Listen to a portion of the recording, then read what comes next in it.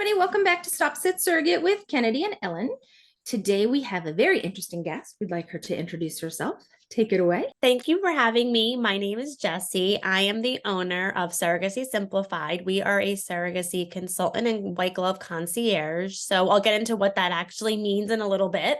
Okay. And I am also a former intended mama. I have two daughters, almost 4 years old or 18 years old by personality, and and an almost 18-month-old. Are they all surrogacy. from surrogacy? The kids? Yes. Oh, wow. Same surrogate? I'm just curious. Unfortunately, I mean, I loved both, so fortunately, but my first surrogate developed preeclampsia and actually delivered my oldest 7 weeks early. So as you know, that of course disqualified her from another journey, but she did go on to have more children of her own. Oh, good. Oh, good. That's Oh, it's scary. I know that is scary. That is scary. I've been Actually, a lot more. both of mine developed preeclampsia. No way. For my oldest daughter, we had to deliver at 33 weeks, and with my youngest, we were able to make it to 37. So she good. developed it like later on. But yes, it was interesting because when they're screened so thoroughly, and it's not like an indicator, and it just happened. It's crazy. But we've been hearing more and more of it as we interview people, that it's been happening more. Like to surrogate, it's weird. I don't know what. I don't know. In 20 years down the line, we're going to hear like the meds have something to do with it, right? Yeah. Who knows? But that's interesting. I'm glad both babies are great, right? No adverse effects. Yeah, we were really incredibly lucky with both of them. And yeah, it's interesting with the youngest, like my journeys weren't too far apart, but they actually had our GCC, a high risk doctor, a couple times. So solely for the fact that it was a surrogate pregnancy, and just that she had done the IVF meds. And it was interesting. And they said that it's not across the board that they're doing that, like, having an MFM consult, but I still thought it was noteworthy that it was even in that short of a time span, like 2 years, that they were doing things a little bit different. Yeah. Mm-hmm. Yes. Yeah. It's crazy. It's crazy how much can change within just a year of surrogacy. Like, yeah. I did all three of mine. I was a surrogate 3 times, all of them back to back to back. And they all had different rules. Yeah. all had different things. It was very interesting to see, but it's good. It's all going in a good way. Yeah. Yes, absolutely. So, how did you find, like, did your doctor then say, well, let me phrase it. How did you find out about surrogacy? So where we live and where we go to the beach, there is a very large gay community where a lot of the guys were turning to surrogacy to have their families. So actually my mother-in-law, when I had my loss and then I had subsequent secondary infertility, she was friends with a bunch of these guys and was like, a lot of them are using surrogacy. You might be a candidate. And at the time I wasn't ready for that advice. It was just like, I didn't think I was done trying on myself, but what I had eventually learned after series of testing and procedures was that after my loss, it really wreaked havoc on my body. And I had what's called Asherman syndrome, which is scarring of the uterus. And it resulted in a very thin lining, which wouldn't be help an embryo implant successfully. So that was what really led us down the road of surrogacy. Okay. I know you, I'm sure you hear this a lot, but I am sorry for your loss. Yeah. Oh, thank you. Yeah. Thank you. You do not have to answer this. Oh my gosh, I don't even want to be that invasive, but did your oldest know of her brother? Yes, she does. And she does. His name is Luke. And it's like, I guess if you want to see the light in the hard times, she talks about him sometimes, which I absolutely love. But we were at a birthday party recently and they were like, do you have a brother? And Lily goes, yeah, I do. And like everybody, it was like her school friends and the other parents were there and they were looking at her because they don't know him. And, I may not have shared that with them yet.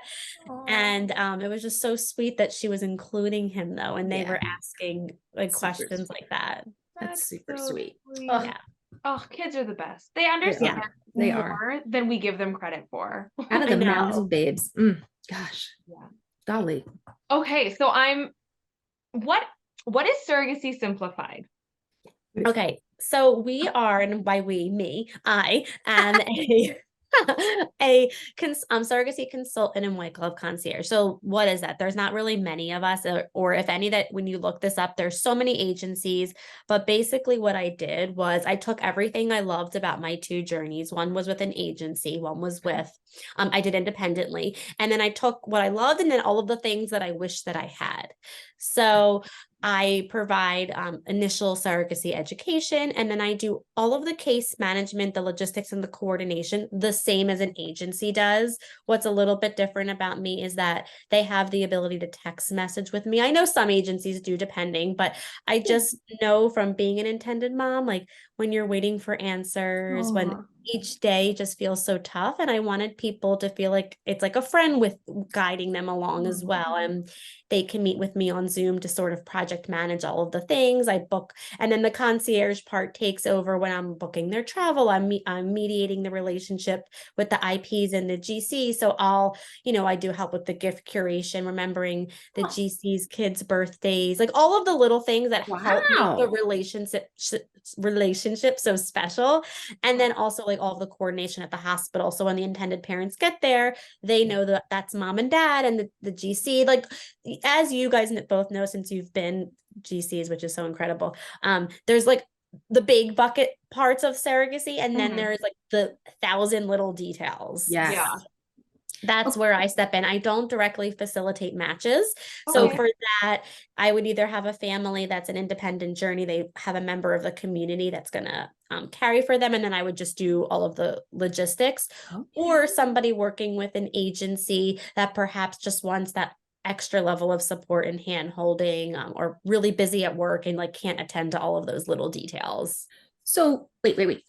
So when you said the second part of that, where if intended parent or parents are working with an agency and they may just want that little extra layer, does the agency, do you guys step on each other's toes? Is there clear, like, do you contact the agency and say, listen, I'm going to handle all of this for them because that's what they've contracted with me for? Or yeah, that's a great question. And for those working with an agency, I give them two options. I give the intended parents the option to have the agency case managed, so they use their journey coordinator or their case manager, and then my fees just a little bit reduced since I'm not handling that component but still doing all the other details.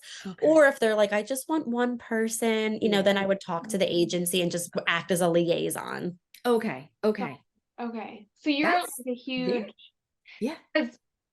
correct me if I'm wrong, because everything that you're saying, it sounds wonderful and it's all IP based, correct? Like yes. So like because in my head I'm like, oh, okay, this is kind of like surrogacy is for surrogates, but like you're doing so much for intended parents, you're their advocate. Right. Absolutely. And really, like that's my basic service offerings, but I also like leave it like what's really important to you and what's really meaningful. And I actually was doing a sister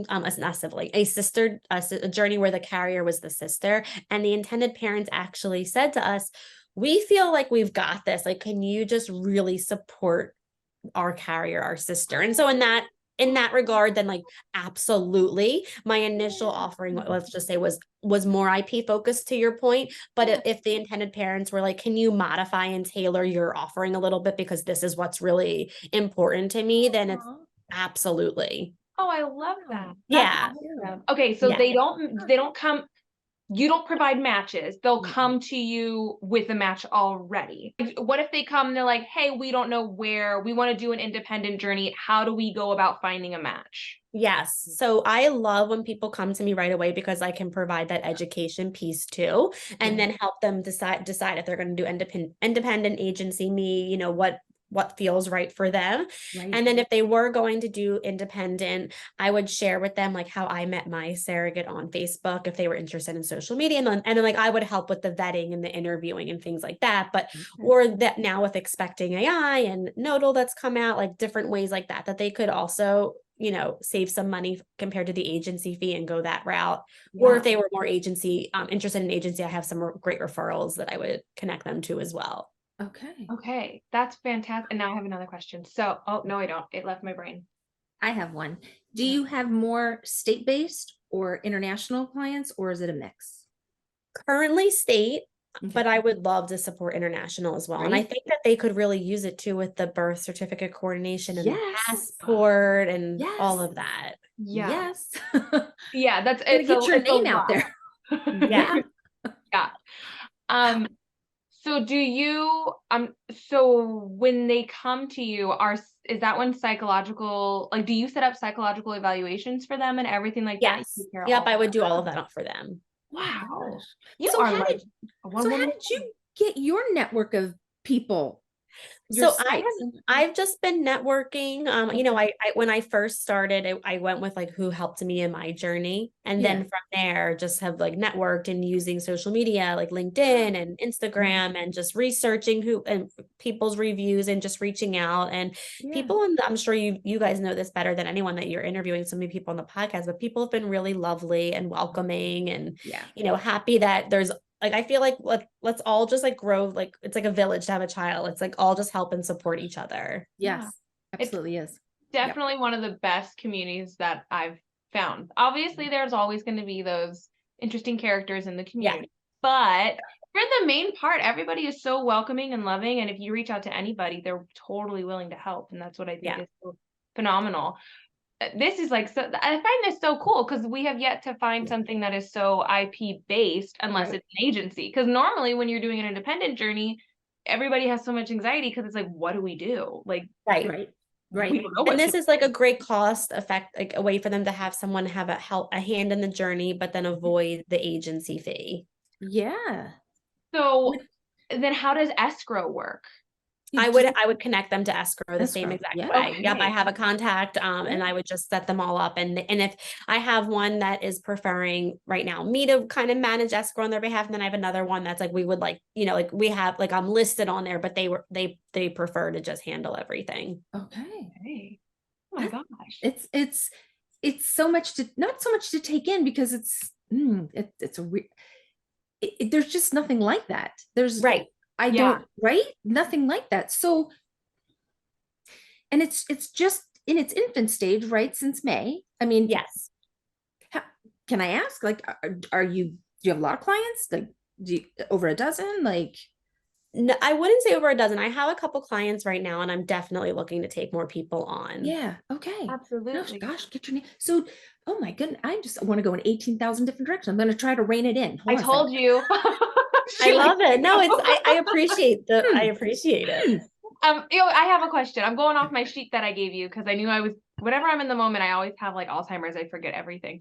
Okay. So what are there qualifications that people have to meet in order to work with you? In terms of the intended parents, no. I'm open to everybody. And then for the GC, like if they were asking me to, you know, like use my consultant, put my consultant hat on and like give them the recommendations, I would just go along with the ASRM guidelines. Okay. Got it. Okay. Gotcha. And along those lines, because we've talked to quite a few people that are like really into home births, and I'm like, oh my goodness. And so I'm assuming then if you're on an independent journey, you don't really have an agency telling you, no, you can't do that. So is that something that it would be allowed with you? Yes, I would say like what I'm really, really passionate about is the matching component. And I would just say to them, like, you need to find somebody that's on the same page as you and that could make wait time longer or, you know, shorter, depending upon who you're looking for. But if that's something that's important to you, to bring that up in the beginning, so that way there's no surprises. And then as long as everything's, you know, going well and safe, that it's okay. Yeah. Huh. Okay. So what are the steps then to becoming a part of Surrogacy Simplified? Yeah. So the first thing they can do is they can contact me either Instagram, LinkedIn, my website, and I offer an initial complimentary consultation where it can look like a bunch of different things. Like perhaps I just had someone yesterday that was like, I don't really feel like I know what's involved in the process. So we focused on that. And then I have other people that just like come with like a list of questions that they just want some guidance on. So it can really be whatever, like I'm not formal, as you're probably getting that vibe from me. Like it's really whatever is going to be best for them and the most beneficial. And then from there, if they want to work with me, that's fabulous. And then we just move forward with more of the formalities and hit the ground running. Okay. That's great then. So is there a, when you say a consultation, is it a free consultation? Yes, it's free. Okay. And so then how long do those normally last? Like about like 30 to 45 minutes. Okay. And then from there, what happens usually, or what can happen? So I send them some resources. I have a blog where I have my resources. I actually on Monday released an ebook, and it's like a plethora of information. I just wanted people to like have a visual too, because I know when you're hearing all the information, it feels like a lot. Yeah. And then, they can digest it. I'm there for questions, and then let me, and like, get back to me if they want to move forward with, utilizing my services. Oh my gosh, an ebook, that's ingenious. Yeah, that's Thank you. Ingenious. Is that So like kind of, that's all your information, like how to's and like what this is and what that is in a way? Yeah, so it's I call it the beginner's guide. So it really just gives a really nice lay of the land. Like, why do you need escrow? I think a lot of people are actually surprised about the health insurance component, like that you actually evaluate their health insurance and you buy them a policy. That seems to surprise people. It's just like not on your radar because you're thinking of just like the fertility clinic. And like it just kind of breaks down like who's going to get evaluated by the psychologist? Why do you need 2 lawyers? Like it's like this really, like I call it like surrogacy 101. Yeah. That's perfect. Yeah. That's helpful for everybody, surrogates and IPs, just to like information. Is that ebook available if they sign up with you, or is it available just like, hey, anybody can? Anybody. Oh, that's super. What's its name? Can you give a plug to it? Yeah, so if you go on my website, a big pop-up comes up and it says like sign up for our ebook, and you can do it that way, or there's like a couple different buttons you can click and there's the form. And if you guys have show notes too, I can also send you the exact link for that if you'd like. Show notes. Oh my gosh, you are so in the industry. I have no idea what that is. I gotta figure that out. What is your website? Is it? It's surrogacysimplified.com. .com. There we go. Okay. Oh, I'll email to you. Perfect. I was there because I just went, if you go on your Instagram, you have the link to go there. And then it says like, here's your ebook, book a consultation. Yeah. That's how I found out information about you. But I love it. All the questions instead of being like, so I know A, B, and C. Wow. Okay, so you said that you accept all IPs, right? LGBTQ friendly and everything. Single parents as well. Yes, absolutely. Amazing. The only thing that you said that you currently aren't doing right now is international, right? I know I will. I just meant that I'm not currently working with a right. Yeah. Okay, got you. Yeah, I think international would be huge. Oh, they 100% need help. Yeah. Oh my gosh, there's so many more components when you're an international IP. It could lessen their time having to hang out here, and they could go home if they could get everything done quickly. Yeah. Exactly. And just having somebody in the corner. All that stuff. Do you this might be like a weird question, but like are like their support meetings that like you help your IPs with, or anything of that? Like do the IPs that you work with get to like talk to each other and like? They definitely could. I would just facilitate, like make sure everyone has permission. And then I'm not a licensed therapist, even though I feel like I would love to be. But I don't run any like that. But if people wanted just like a meeting and like my expertise as like a former intended mom, I would love to do that too. There you go. That'd be awesome. Have you had a birth? It's only been 7 months, so like you haven't had a birth yet, but do you have anybody pregnant? Yes. Yay! Yes, it's so exciting. That's cool. It's going to be your first one, right? In your company. Oh, that's very cool. When are they due? July. Oh, awesome. Congratulations. That's awesome. Thank you. Thank you. Awesome. Okay, that was a good wraparound because I meant to ask this earlier. When it comes to how you make money, right? I'm just curious, do the IPs pay like in like the, oh my gosh, installments, or is it one flat fee? Yeah. One flat fee. Okay. Look at you. Super nice. And is it the same for everyone, or based on what your services are going to be? I think I answered my own question.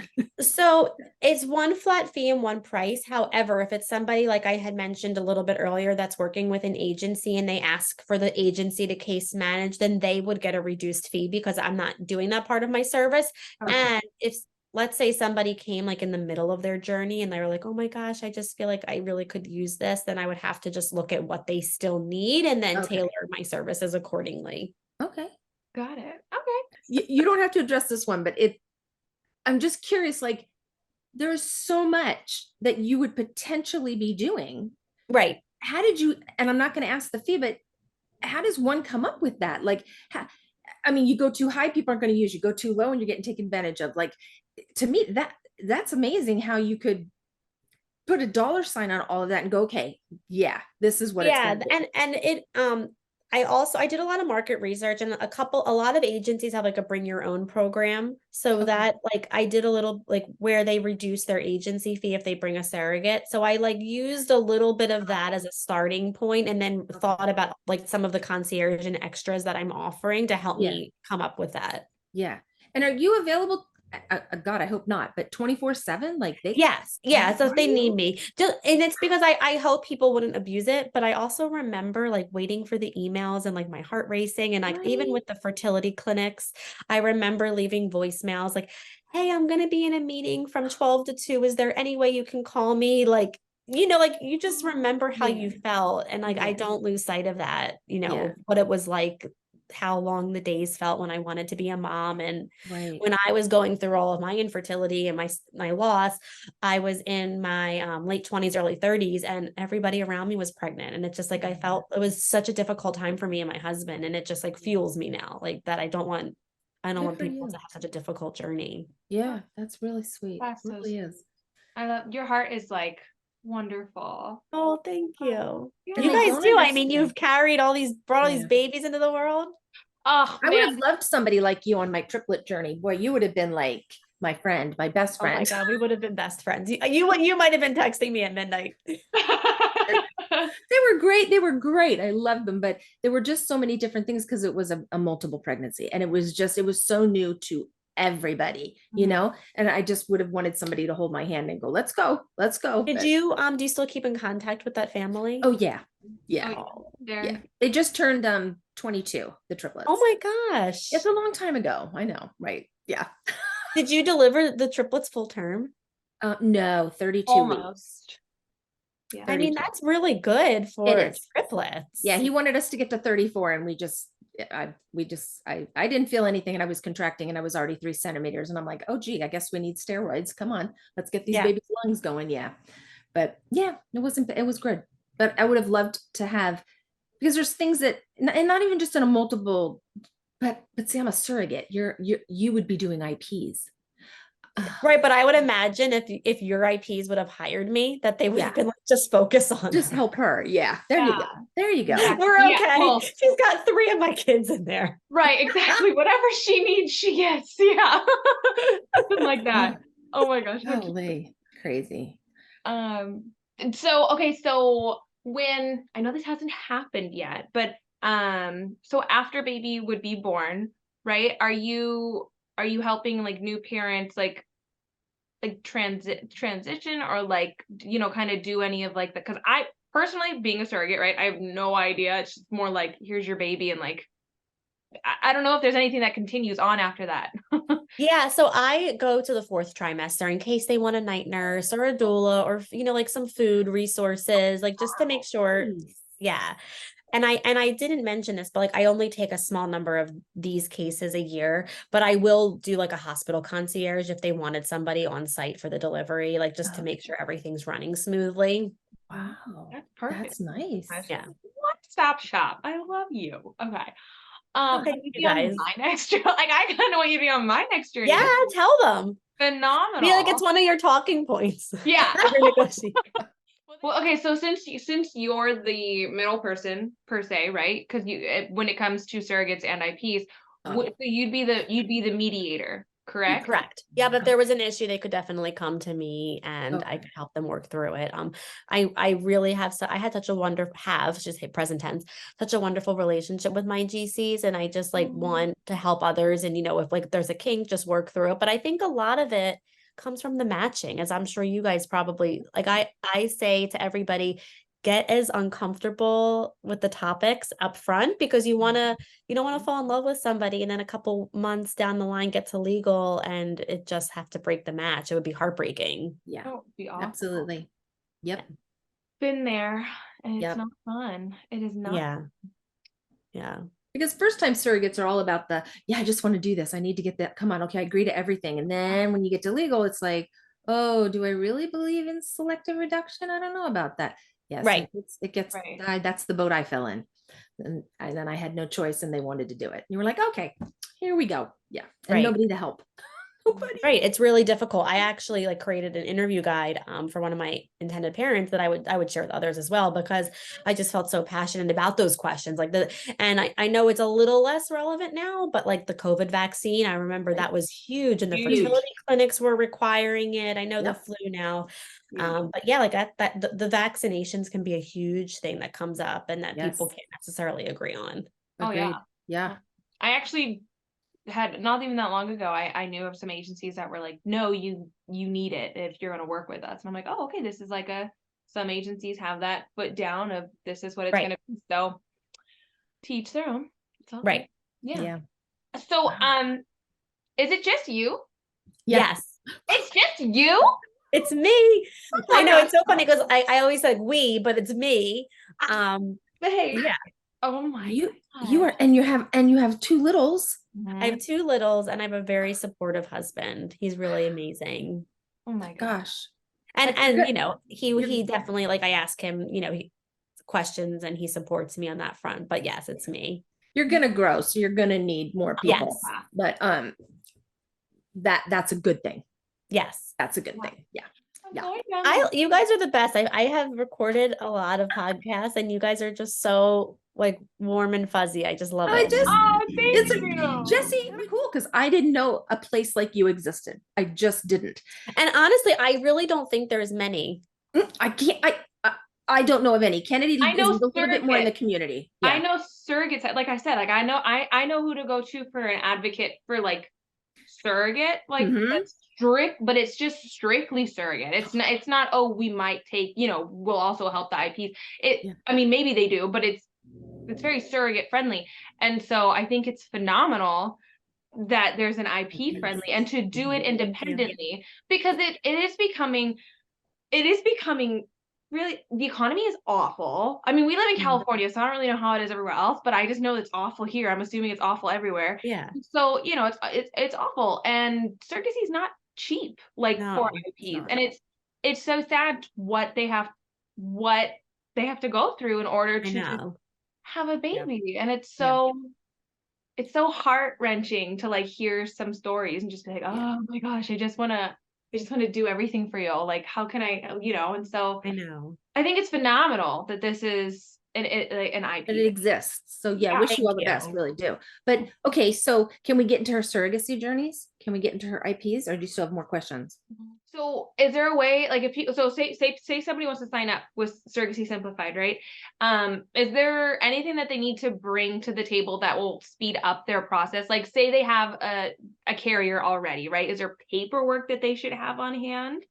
I would work with them and, you know, get everything that they need and help them move through the process as quick as possible. Medical records, as you probably know better, and your clinic, that can be a hang up. I mean, I'm happy to be very persistent. But yeah, sometimes those things definitely delay, but that's really out of the consultant agencies, the parents' hands. But yeah, beginning to collect the medical records. I know on my personal journey, my last surrogate, her OB retired, so we we had a nightmare trying to track down her medical records so she could get cleared. Oh geez, that's crazy. Yeah. Wow. It should all be digital, and we should all just have access to them and be able to get them, you know? I know. Anytime we want. Like, why do we have to constantly, if they're my records, like, right. Like, we're in 2023 now. Almost 24. Depending when this comes out, it could be 24. Yeah. Okay, so do you want to touch a little bit on your journeys? Sure.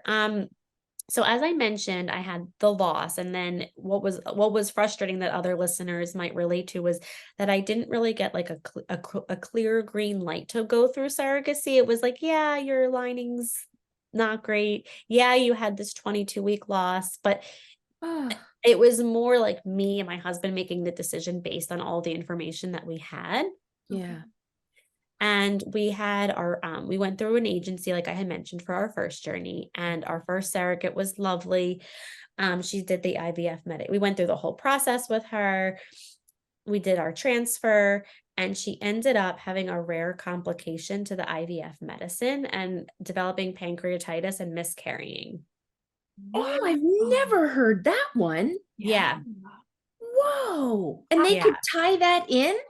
They said that they believed that she had high triglycerides, and then the medicine, like the IVF medications, just kind of like threw her body into whack afterwards. Right. And it's actually, that is one of the reasons I wanted to own my own business, was because and this is different in every fertility clinic, but mine did not require the surrogate have a physical. But now I would tell any GC and any intended parents, like, you should really ask for a physical, because things that aren't necessarily like come up on like the fertility screening, because it's not like the reproductive health, but it's so like your thyroid, all of those things. It's so important. And as you can see, it all connects. Wow. Wow, that's crazy. I've always had a physical. So that's wild to hear that a clinic did not do that. Yeah. So and it's good. And I feel like more and more are doing physicals now. And again, this was my first journey. I guess it was she's going to be 4. So I guess it was almost 5 years ago. So as a result of the meds giving her pancreas, and I know pancreatitis is incredibly painful and usually you're hospitalized for it, but yeah, she was. Yeah. And there was so miscarriage. She was pregnant.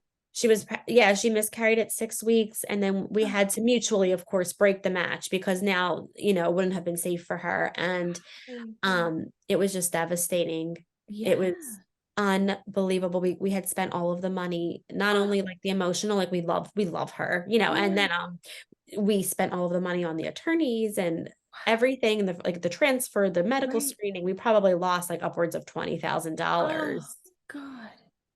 And I'm not being rude, but nothing at the end of the rainbow. There was nothing to show for that. Right. So and then we just had to start from scratch. And believe it or not, I went onto Facebook and joined like a bunch of private Facebook surrogacy groups and just started praying for other women, wishing other women good luck. And my carrier, Amber, who ended up delivering my daughter, messaged me and goes, "You just seem really, really nice. Are you looking for somebody?" Because I hadn't got like chills, Jessie. Yeah, I know. Oh my God. Whoa. Wow. You weren't even putting it out there that you were looking? I was just like wishing other women good luck, and like just I was just commenting, and then I was nervous because it was Facebook. So I had her apply to the agency, and that was, the rest is history. But that was what then gave me also the confidence to do an independent journey the second time around. Good for you. Wow. Yeah. Okay. And I want to ask really quickly, why the independent journey the second time? Was it the monetary aspect of it, or just? It was a bunch of reasons. So after my daughter's first birthday, my husband and I were like, okay, it took like 4 years to have her. We should try again, because we don't know if we're going to get lucky this time or if we're going to have another long-winded journey. But this was 2021, so it was COVID, and no agencies were quoting a wait time. Wow. And I had felt like with my last journey, I was like so involved, and I had ended up meeting somebody on Facebook anyway. I was like, I'm just going to throw my hat into the ringer and see if I can connect with somebody. Okay. Yeah.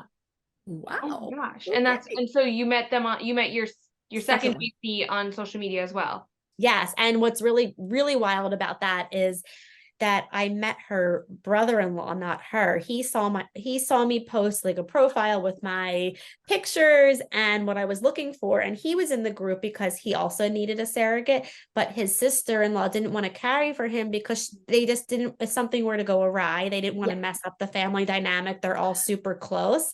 But he was like, "You seem great. You seem so approachable. Like, can I connect you to my sister-in-law?" Oh my God. That's super cool. That's cool. That's sweet. That was divine intervention there. It really was. I'm like, I like to think it was like the loss of my son and him looking after me. Yeah. But yeah, it was just like, and if you've ever been on those sites, Kennedy, like people post so frequently, so you can feel a little bit like a needle in a haystack. Yeah. Oh yeah. For sure. It's a constant, and there's so many of them. Right. It's always a new post. Always. Yeah. And everybody, for the most part, has a sad story. So it's like, you don't feel like you necessarily stick out, which is like, I hate to say that, but just to be honest. Right. Honestly, I feel like it comes down to your photos, which is crazy to say. It's so crazy to say, but it's kind of like a dating app. It's like, because everybody's story is so sad and like gets you deep. And even like surrogates too, because surrogates will be out there, and there's so many of us that post in there, and it's like, it's crazy that there are so many both sides, yet so many aren't matched. Right. something's going on. Yeah. Because Yeah. we could all help each other. But it's I So agree. were both of your surrogates geographically close to you or no? No, my first one was in Kentucky. Okay. Which was a short plane ride though, so that was Yeah. great Yeah. in that regard. But then since my daughter had come so early, we had to drive home, and it was like Right. probably 10 hours because of how often you had to stop with a baby that little. Right. Yeah. Wow. So yeah, are you okay to talk about her birth? Yeah, absolutely. Okay. Okay. So, but did her pregnancy go well? Yes, it was a shock. Like it Okay. was really smooth until maybe 30 weeks, and she went to the hospital, like she started swelling, and then they released her home. You know, like I always want to say house arrest and it's bed rest, but I do not know why house arrest pops into my mind. Basically the same thing. Like I'm always like stopping myself from saying house arrest, which just like cracks me up. And and then she ended up going back to the hospital.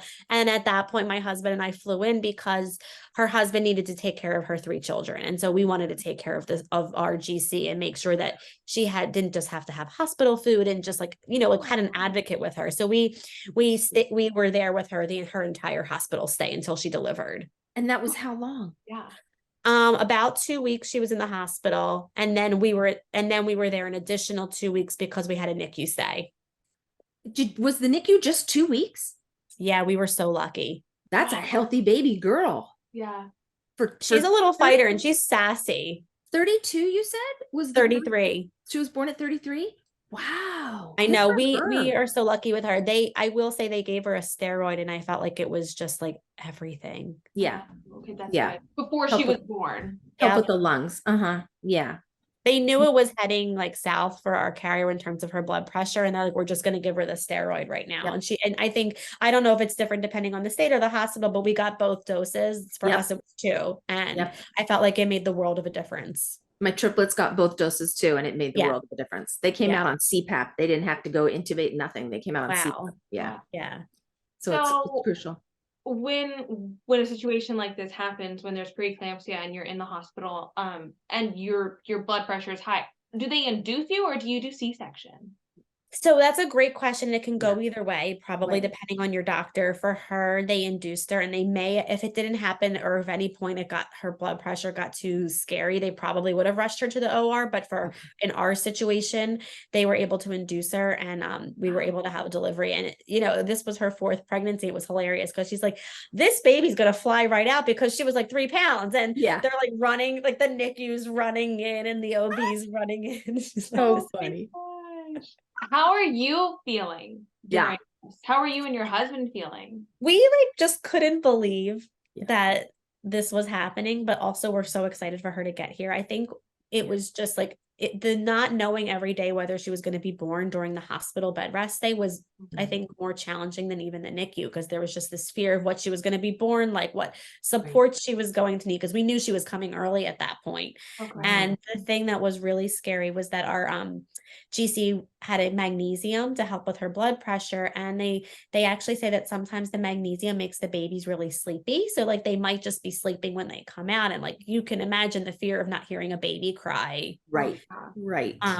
But luckily she came out, let out a big healthy cry, and then we couldn't hold her right away. They took her right to evaluate her, and we followed them right into the NICU for the evaluation. Wow. But you guys got to be in the room. Yes, we were in the room. There was a photographer. Yay! This was like pre-COVID. Yeah. That's cute. I was like, I'm having my moment. I know she's going to the NICU, but I'm having my moment. Have it, girl. Absolutely. So, okay, now baby's in NICU, and I don't know what was set up, and you guys sound like you do have a really good relationship with that GC.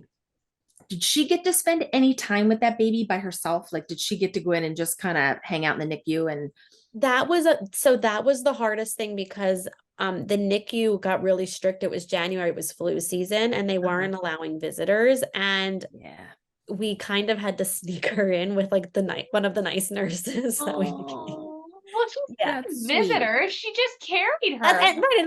And like we felt like she needed closure. Yes. And like the ideal scenario for us would have been for her young kids to also meet the baby, because I would have really preferred for them to see like the gift that their mommy did. But because Lily was so medically fragile, like we just had, the circumstances didn't allow for that. But that would have been what my birth plan and preference would have been. Like our second journey, the siblings came in and saw our baby, so they could I felt like it was important for them to like have the chapter closed. Like, this is what my mommy did for us. And did for these other people. And it's hugely important. Speaking from a gestational carrier point of view, and someone who's had a family. And also like the bonding, like, it's huge. No, I appreciate you saying that.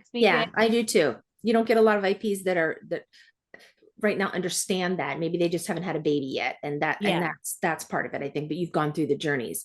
It's a big stickler point with Kennedy and I we need closure. We've just done this beautiful, wonderful thing. And then boom, everybody leaves and you're like, oh, wait, hold on. I want to see how many toes. I want to see fingers. I want to see belly button. I want to see it all, And the smell. I one moment for me that was just like really just like depicts how beautiful a surrogacy journey is and like, this is a sad moment, but it speaks to the selflessness of GCs, is that Sarah, my last gestational carrier's daughters, visited her, and as they were saying goodbye, they were crying to leave their mommy at the hospital. And it's like, it just put into perspective, like this woman is sacrificing time away from her children, like to make my dreams come true. And, like just seeing her kids like not want to say goodbye to their mom. I'm like, I just can't believe that there are women out there that do this and, help people like in that capacity. It's a really lovely perception, like really lovely. So thank you.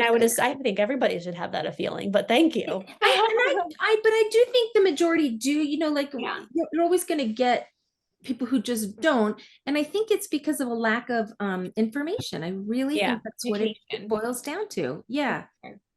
So someone with your resources and your services can put all of that possible fear at rest. And just say, listen, this is going to nurture a healthy relationship. This is really important for her family. This is really important for I can't speak enough of somebody offering that information up front to an IP. I think it's phenomenal. Thank you. I do want to ask a more specified question in this, because we kind of beat around the bush, because we get a lot of backlash in what I'm about to ask you. And it's okay, and it's not for everybody.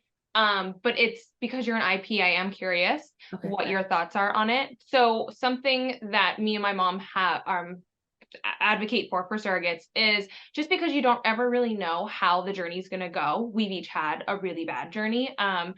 And you just don't know if you're going to actually be able to have time with the baby, like just to say hello. And really for us, it's closure, and for our kids, right?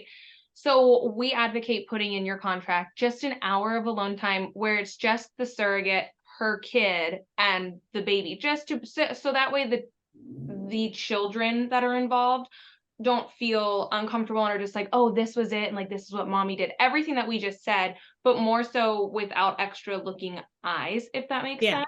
So because you're an IP, I'm just curious. You do not have to agree with that. We get a lot of backlash for it. I'm just curious on how you feel about that. I wouldn't have thought to put it in the legal contract, but to me, that wouldn't be a breaking point. I personally. Okay. That's wonderful. But you also understand. You also understand it because you said it before I asked it. So you also understand where the mental, where it's coming from. Yeah. Again, I'm thinking like if I saw it in the contract, I probably would be like, can you explain this to me? And like, can you help me understand this perspective? And then I can't imagine, like, obviously with my oldest daughter's circumstance in the NICU, like, I don't know how that would have, but like in Luna, my babies, I would have been totally fine with that. When things are normal, and that's stated in the contract too. Are their names Lily and Luna? That's cute. That's sweet. It's really sweet. And my loss his name is Luke, so I have like an elf. I have an elf theme, but my husband and I mix up the girls' names all the time. So I'm like, it was cute, but like in theory, it's kind of hard. In practice, it's a little hard. Oh, that's cute though. I love that. That's very sweet. How old are your kids, Kennedy? I have one, so I've been pregnant 4 times, but only one was mine. And so he turns 8 New Year's Day. So oh wow! This comes out, he'll be the wonderful 8 going on 18. Yeah. Second journey. right? Because the first one was in NICU and she had to stay 2 weeks and then you guys took her home. Yeah. Yes. And you got to start, and you still have a good relationship with the first surrogate. Yes. Okay. And then second one, she goes full term? To 37. 37. Wait, I think you did 37. say that. I'm sorry. She also 37. had preeclampsia, but it didn't get to the point where we Okay. weren't able to get to 37 weeks. And we had a scheduled C-section. Okay. Because of the preeclampsia or because she's had C-sections She's before? had C-sections Okay. in the past. Okay. Gotcha. And were you guys outside of that operating room or were one of you allowed to be in? We were in the operating room. I was holding her hand. Oh my my husband God. was on the side with her husband. What? We had just the best. I don't want to say the best experience because I understand that a C-section is major surgery, but it was Yeah. just such a great experience. Yeah. They asked our GC what music she wanted on in the background. They called it my daughter's birthday party. And So fun. it was just, I am shocked that they let 3 other people, and one for sure to be the support, but 2 other people in that operating room. I Wow, know. were you all donned up? Did you all have to put like scrubs and everything on? Yeah. Yeah. Yep. Okay. I had done a pretty good job of like calling the hospital, like, hey, like starting at like 34 weeks, I was like, hey, she has preeclampsia. Like it could be any day, but hopefully it's 37 weeks. Like I just want, and then like I said, like, do you want my lawyer to bring the paperwork or do you want me to bring, like, I started to let them know who I was, not like in a nice way. And then just was like followed up with them and then like, okay, now we have the scheduled C-section date and so forth, so that they knew we were coming, and they actually reserved the large OR for us. Wow, that's so awesome. That's really Yeah. That's a great hospital. Yeah. Great hospital. That's definitely, I don't think, the norm, but that was a really great experience. Yeah. Oh, I love that. I want to have music on. I want them to offer me music when I'm just in a normal delivery room. Right. Give me whatever I want. Yeah. So Totally. how does that work? Because typically C-sections, the individual has a C-sections in the hospital for about 72 hours. If they're really lucky, they can go home a little earlier. Did you all stay in the hospital 72 as well, or did you go home? We went home around 36. Okay. Okay. And she stayed, right? And she stayed. How was that? Like, she was sad. Yeah. It was hard. It was really hard to leave her. But of course, like we wanted to get home, and like, it's not comfortable as right. Like, and you have another child at home. Yeah. And you have your first child, and she's probably wanting to, because where was this one? Are you allowed to say? Was it Virginia? Yep. She was in Richmond. So it was about a 3-hour drive. Okay. Not so bad. All right. Yeah. Wow. Yeah. And so now when you say you have good communication with everyone, like, are you guys texting in the month or pictures? Yeah, I would say so. My first GC actually went on to deliver twins and then went on to have another child. So she's just very busy. So like we try like at least once a month. And then Sarah, my other GC, we talk, I would say maybe once or twice a month, but I still wish it was more, just like somehow life happens. Yeah, no, of course. With 2 children under the age of 4, my gosh. Yeah. Life's busy. Gosh. Wow. I love that. I love that you have good relationships with both of them. I really I commend you for that. And I didn't realize that you both have had a bad journey. It's mine's understandable. And I'm not going to say that, but it was so long ago. It was 20 some odd years ago, 21 years ago.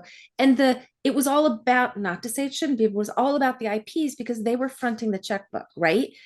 And that was the mentality back then. Oh no, if there's ever a problem, we're going to defer to IPs. And then this is what's so cool about this. In these 2 decades, I have seen things completely go 180 where no, we are going to support the surrogate and she does have a little bit more rights. And so for me, it's great. But back then, I just had to deal with it. And I should have been in therapy. I wasn't, but it was all right. I got through it.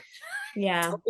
But baby was healthy. Everything was fine. It's just, you felt like somebody was buying a baby. That is how that journey went. And it's sad. It was sad. Yeah. But everybody was healthy. That was the main part. And that I'm so glad everything worked out that way.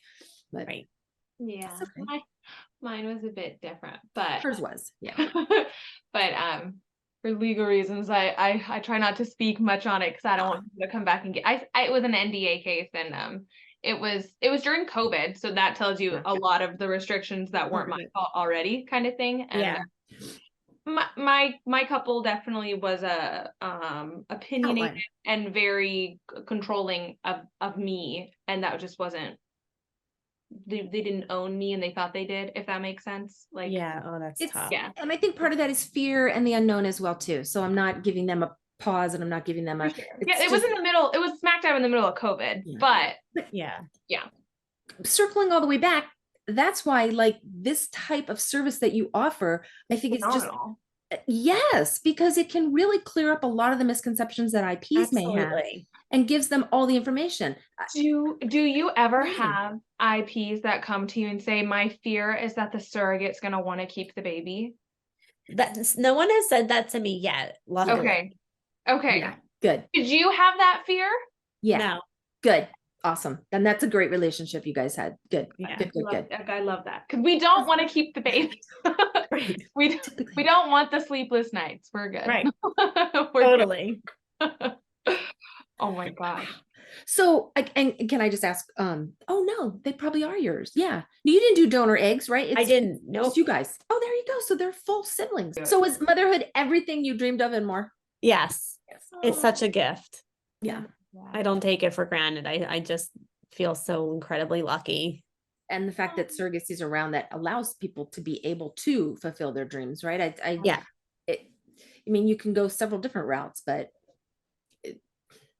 it's a win-win for everybody. The way I look at it, we didn't touch on money that a surrogate makes, but it's life-changing for a family. It can be life-changing for a family, and the baby to a family is life-changing. Like it's such a huge momentous thing that both families are doing. Yeah. It's such a gift. It is. That's a great word for it. Gift. Yep. Jessie, if somebody comes to you and says, Jessie, I'm thinking about doing surrogacy, what is your advice to them? I think just being patient and realizing it's a long road and that there might be bumps along the way, but it's just really amazing, and just to really not give up.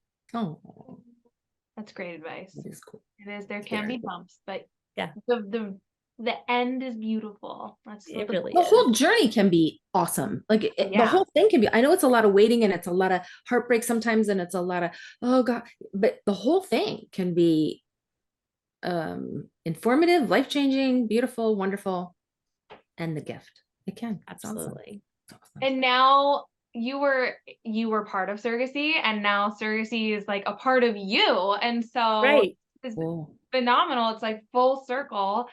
And so I'm so excited for you, and I know that you're going to go places, and like I'm excited for this podcast to come out, because I think it's actually it's truly going to help so many people, and I hope you get flooded. I hope you get flooded. So plug them again. What's the website? My website is surrogacysimplified.com. Okay. And on Instagram, I post a lot of great resources on there too. If anyone wants to give me a follow, and that's also Surrogacy Simplified. Okay. Perfect. Nice. Amazing. Well, thank you so much. Thank you. This was you guys are the best. It was so great to talk with you both. Did we touch on everything that you wanted to with the agency? Yeah. Your business? Okay. Just want to make sure we not an agency. It's consulting and concierge. I pulled myself back. I said business. Pull it back quicker. I'm just kidding. Well, thanks for taking your evening. We so appreciate it. I love it. And if you guys ever want to talk again, it was just so great to meet with you both. And you said you're doing another journey? Yeah, I'm it's been a long road. It's been a year and a half that I've been looking for a couple. A lot of ups and downs. It's been eventful. It hasn't been boring, that's for sure. But yeah, so we'll see. But we would love to talk to you again. We are constantly being asked, hey, why don't you guys talk to IPs? But it's we don't want to ever invade on IPs' lives, because it's different than being like, tell us your story, than it is to be like, hey, surrogate, you chose to do this. Some IPs don't. This isn't their first choice. Right. You know, so we would absolutely love to talk with you again. Absolutely. Yeah. Like if there's specific questions you guys are getting a lot or anything like that, happy to help. Sure. Thank you so much. Thank you guys. Thanks, Jessie. And good luck to you. Your name's going to be up there in lights. I mean, this whole business you have created, it's genius. Thank you. That's so nice to hear. I appreciate and that. You're going to be very, very busy. Yeah. I'm excited. I know, right? So cool. Take care. And thank you so much. Okay. Bye. Bye. That is a phenomenal idea. Like I keep once somebody comes up with it and we're talking to them, I'm like, oh yeah, I should have thought of that. Or like, wow, look at that. Yeah, I mean, it's amazing, but she sees it from the perspective of an IP and what she liked and didn't like and what she would have wanted, and she just wants to help others. Right. And Like, she did agency and she did independent. And so she has so much knowledge within it all. And she was the IP. I think it's phenomenal. So cool. I really do. And the first baby is coming. It's so awesome. I know, how exciting. July. Yep. That's July so 24. Oh my gosh. That's so fun. How exciting. Well, thank you so much, Jessie. This was absolutely wonderful. Thank you for speaking with us. Yes, thank you. Truly amazing conversation. And if anybody has any questions or they would like to share their story, please feel free to reach out to me on Instagram at Stop.Sit.Surrogate. And this has been another episode of Stop.Sit.Surrogate with Kennedy and Ellen. Bye, everyone. Thank you. Bye.